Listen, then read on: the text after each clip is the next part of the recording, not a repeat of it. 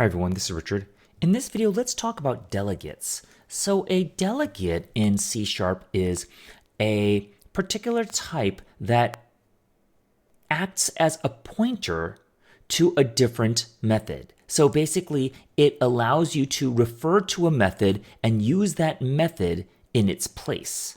Okay, so let's talk about that. Okay, the syntax is this. The keyword is delegate.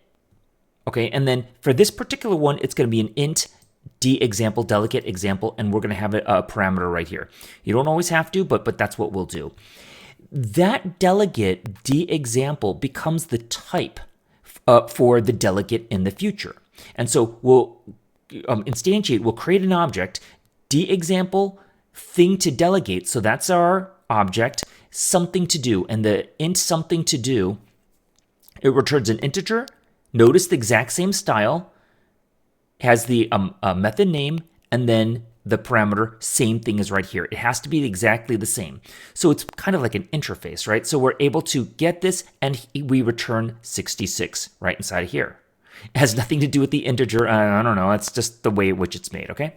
And so what you do is d example, the type d example, thing to delegate equals something to do. Now notice there's no parentheses right inside here because we're not calling the function or method. We're going to basically use it as a reference. So when you call thing to delegate, you will refer to something to do and activate something to do. Okay? So when we do system.console.writeLine, thing to delegate, we can call it with the parentheses now, but we're going to have to put in a parameter right inside here, right? Argument. Actually, you put in an argument and it should return 66, which is what it does. Okay, so of course the question is, well, wait a minute, why don't you just put something to do right inside of here?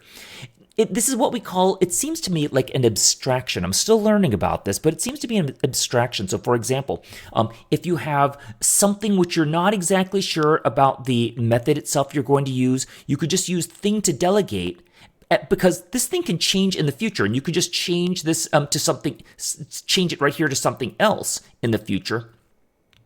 But for right now, that's what you're going to use. And if the code is changing, you'll just use it to refer to something different. It doesn't make sense in this particular program, but I'm imagining that if you have a really big, massive program, and you have all of these values going everywhere, you could just search on the delegates and say, okay, which delegates do I actually have? Where are they actually pointing? And it'll be a little bit easier instead of what we call hard coding it. Instead of putting the method outright in where you want to activate it, you delegate it to a different method. It's an abstraction. It's an extra step that represents that method so that we can debug it in the future, maintain it in the future. That's what it seems to me.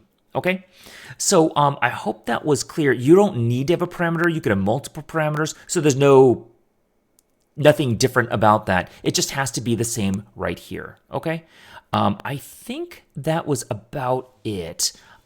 So it may not be, again, like I've said in the past about some of these things, it's not overtly clear in this particular example that it's needed. Actually, it's overtly clear that it's not needed.